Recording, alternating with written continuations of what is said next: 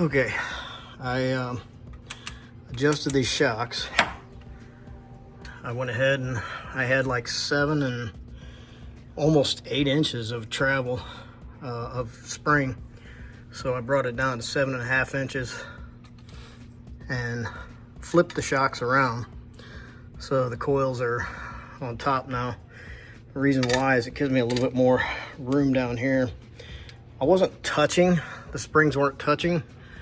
Well, maybe they were just a little bit. Not enough to actually tear through the powder coat, but anyway, they were kind of tight. I could slip a piece of paper through them, but that was it. From the side of the, yeah, right through here. Now so I can put a whole finger in there. Anyway, it was real tight, but it never really traded any pain or scraped it off or anything. But I see other people have flipped them over, so I went ahead and did it. It does make it easier to we're up under the Cobra. Adjust this is the back. Looking at the 3-link system here. And I went ahead and tightened up the set screw after I set these. Now I'm going to go ahead and tighten it up. The black part right here. And if you notice, it's bent. It's bent down and like swoops down like this. Same thing with this side. Kind of bends down. Powder coat popping off. I don't see any cracks.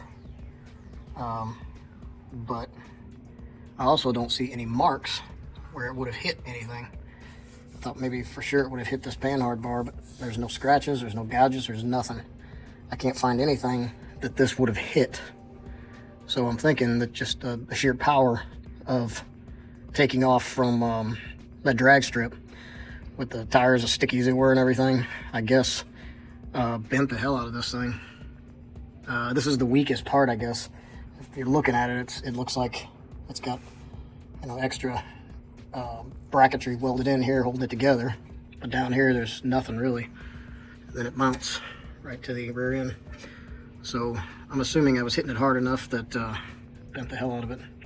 I've been hard on it before, but it was not bent. So after the track, I'm assuming it's just because the track was so sticky and everything that I really got hooked up pretty good. Not as good as I could have, but this car's hard to get traction with. But I think just the power alone bent this. So I sent an email to Factory 5 and we'll see if I can buy a replacement upper bracket there and just replace it.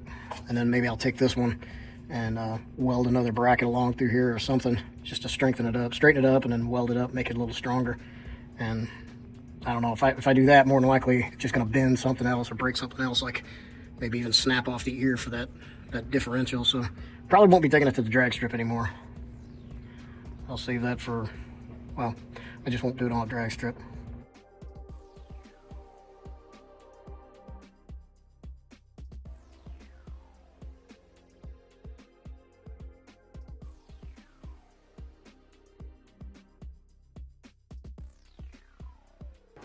All right, so I talked to Dan at Factory 5. He said it had to be just the power from the motor just twisted it on the axle shaft tube, or the axle shaft tube itself twisted. I've been under there and looked at everything, and I do believe this twisted on the axle shaft just enough to pull a little bit of paint off that I could see right along the edge right here. I could see it right up under there. So Dan sent me another one here. Got a really good deal on it. Factory 5, I can't really say a lot bad about them. They're definitely a good company. I'm glad I bought my kit through them. But anyway, so I'm gonna take this other one off. Take these bent right here. This whole thing just kind of bent in.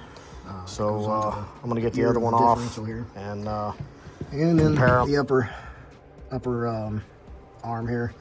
I forget what it's called.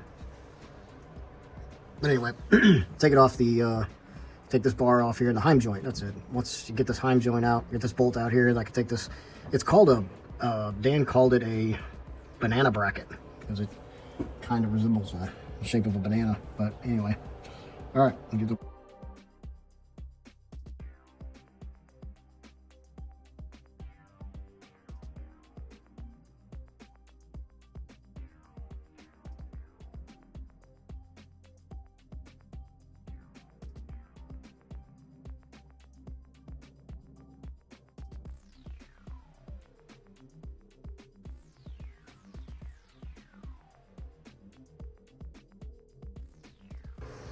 Okay, so I have loosened it up quite a bit. Oh,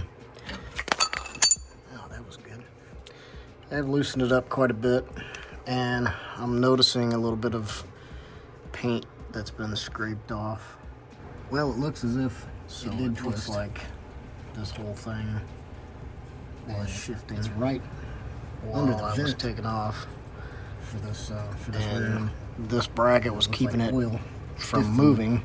Did run down in there, so it's pretty saturated. But this put a fitting on this, and axle shaft here is still connected. It looks like the axle here, but let me get this bracket all the way off, and I'll see for sure. But yeah, it looks like completely off. A little bit of paint peeled off there. Yeah, it was spinning. You can see it right in there. A little bit of gray.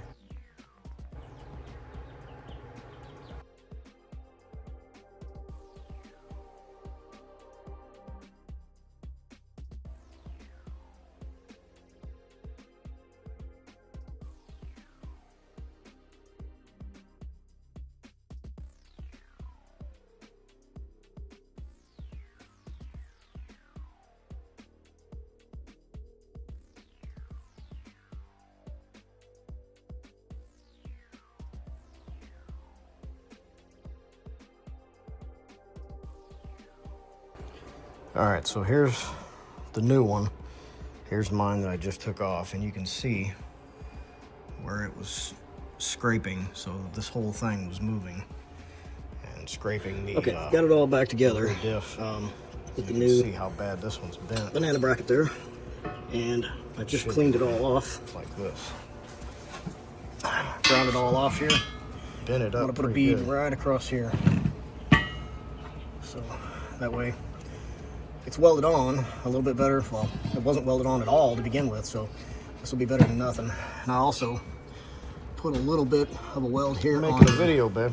The axle tube to the diff, so that if this turns this, it'll have a little bit more weld in here to keep the tube from spinning. One, but I think I'm going to go ahead and grind this down a little bit here. I do take it back to the drag strip.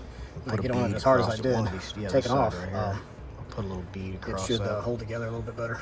And, I'm really glad that it was just the banana bracket here that bent rather than tearing up the axle tube or the diff. So, all right, I'm gonna put a bead on there now. I just cleaned it all up.